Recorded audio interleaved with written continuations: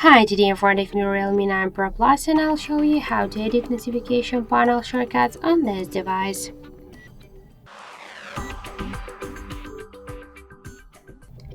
So first open the notification panel, and if you want to add here some options or remove just some of them or to change their positions, we should click to this edit icon, and after that you'll see here this down section with invisible icons. If you want to add some options to your panel, you should just hold it and drag it by this way.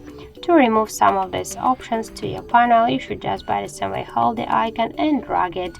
And just to change the positions of the icons on the just panel, you should just hold it and by the same way just drag it. As you can see, that's so simple to do. After that, just click to go back to save the changes, and that's it.